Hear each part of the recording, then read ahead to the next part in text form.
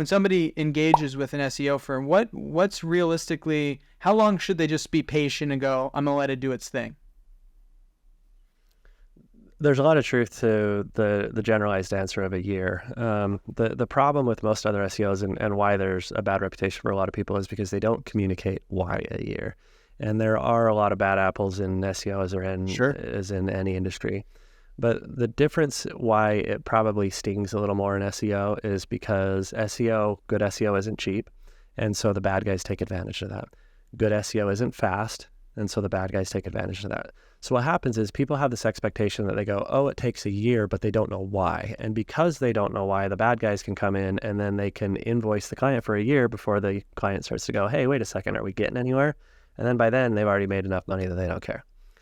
So what you want to look for is you want to look for an agency that communicates transparently. They should be able to give you, you don't have to know all the details unless you really want to, but they should be able to give you specific expectations of how long it's going to take before they understand who your audience is and digging into the avatar that they're going to build, and how long it's going to take to start to produce content and what type of content and what are you going to talk about and why are you going to talk about those things. Now, the best way to answer timelines is it's really important for you to understand progress versus monetization. You're probably not going to monetize things for a year. You will see progress in just a couple months. Now, the difference between the two is nobody goes past page 1 of Google, right? We search a thing, we find the first couple results, we click on it, we're done. So nobody's scrolling far enough to see the results that are back pages 2, 3, 4, 5, 6, 7. And that's where the progress is, because when you start a campaign, what your SEO company should do is they should dig into your market, they should dig into your competition, and they should dig into the buyer persona that you want to attract. And then they should go, okay, cool, here's the money for Preston. Here's where we know those people live. Here's the types of things that they search. So here's the types of content we're going to create to attract those very specific people. Now, once you figure out what those targets are, then they should run what I call a pre-SEO report. And what that is it goes, okay, your website, here's all the words we're going to target. Where does your website currently position itself on Google? Okay, you're back on page 10 on this one and 8 on this one. Then each month they should run progress updates. So the keywords that were way back on page 8 all of a sudden move up to page 6. Then the next month they move up to page 5 and then 3. You're making huge progress. You're going to have $0 in sales or leads because nobody goes past page 1. So you should have a realistic expectation of it does take time to put money in the bank, but you will see progress inching closer towards that in a lot shorter time frame. You reminded me as you were talking about that, when McBilly and I started doing SEO for Good Vibe Squad, I remember we were discussing it with the SEO guy we worked with. And he's a great guy. I really like him, but it was interesting to see because we started ranking number 1 for a new keyword, but I was like, oh my God, it's one thing to rank, that sounds cool, like to rank for something, but what you rank for, I realized, is actually way more important, right? And the first thing we ended up ranking for, where we were like, oh, we need to steer this ship a little bit better, was why I stopped being a mortgage loan originator. I'm like, and I was like, I don't want to rank for that. Yeah. I'm okay not to rank for that. Yeah. Yeah. Well, that's a great point because you can't monetize that, right? And so you should, this is a good thing for the listeners to hear, is when you engage in SEO, you should go data heavy first. Like there's tons of what's the old Abe Lincoln quote or George Washington quote where it's like, if I had 4 hours to cut down a tree, I'd spend 3 hours sharpening the axe, right? It's like the same thing. So you got 12 months to get a return on your investment in SEO. You should spend the first 4 to 8 weeks sharpening the axe, just looking into data, just mapping things out and going, where's the money? So I know once I lock this in, I don't have to pivot in 6 months, because if I pivot in 6 months, I just threw away 6 months. So when you're starting with a new client, it sounds like from what you're saying, you guys have kind of an intake process probably where there's a strategizing on who are we really, like an avatar type thing. Who are we trying to get in front of? What are we trying to get in front of them with? I'd imagine you would have to know that if you're trying to do this strategically at the beginning. Yeah. So we start with an intake process and an onboarding call. And so on the onboarding call, we have questions that we've kind of designed over the years that help us better extract the information from the client.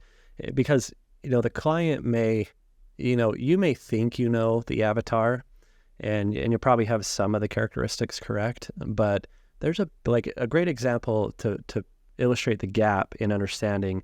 Think about emotions versus data. You need to remove your emotions from who you're trying to target and look at the data. And so a great comparison would be social media versus SEO, because in social media, you're stereotyping a persona. They're generally men or women, they're generally in this age group, some sort of characteristic.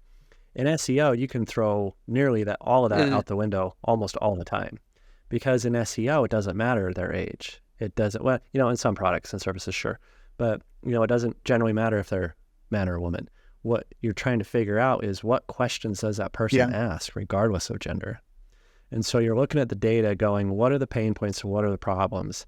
And then to your point, when you look through this data, you may have some that come up and, because where you rank for, why I stopped being a mortgage lender was part of that phrase. So it makes sense why that came up. But then you need to screen that data and scrub it and go, which of these targets implies buyer intent? And so ultimately what you're looking for is to find somebody that needs your service that is already on the buyer's journey or is already in a pain point, and you can come in and solve that problem with content and show up on search engines. That makes sense. How, and I'm not necessarily looking at a time frame as much as I am percentages, but if it takes 0 to 12 months to get progress, how long usually how much more of the journey do you identify on average? And I understand averages are difficult because it probably varies from case to case, but after progress to monetization, are we kind of doubling the time frame? Is that when are people starting to go, holy shit, it's paying off? So it's generally around 12 months, and you're right, it'll vary. So I can walk you through averages, right? So what will influence the return on investment is how good or bad is the site as it stands before we walk in. Is there something for us to work with? Is there nothing? Is it a new client or is it a new website? So now we need 2 months to build something to even start from. Is it Frankenstein? Is it better that we tear it down? Can we salvage it? And so those things will influence it from the structural position, because we can't start adding content, doing all these other things until we have the foundation built. Then it's also going to matter what the market is and who the competition is. So there's going to be different search volume caps from industry to industry. There's more or less demand in varying industries. And then it also varies on who's in the way. So a really simple example would be a retail client. So let's say you sell a magical widget, right? That's a lot less search volume than real estate. Right. And so there's less people in the way. But let's say even though the magical widget has less competition, let's say Walmart and Amazon sell it. Those are big people you're fighting against. So it doesn't depend just on the quantity, but also the quality of the marketplace you're fighting against.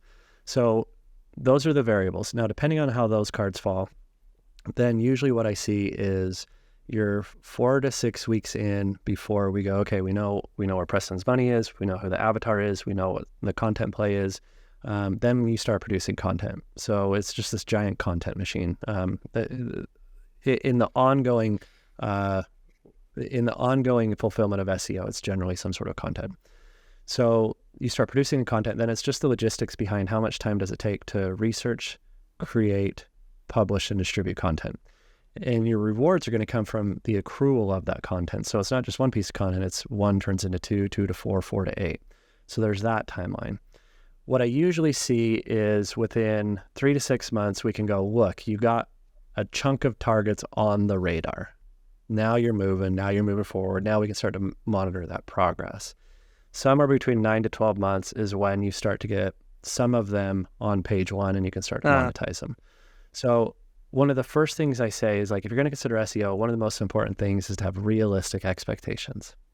Because if you come into it and you're like, hey, I might be the lucky one that shows up sooner in 3 to 6 months, it's going to be a sad day when 3 to 6 months rolls around. And then it just sets it just sets unrealistic expectations for the life of the account, and then everything falls apart. So you really don't want to consider SEO unless you have the patience and the cash flow to invest in it for that long.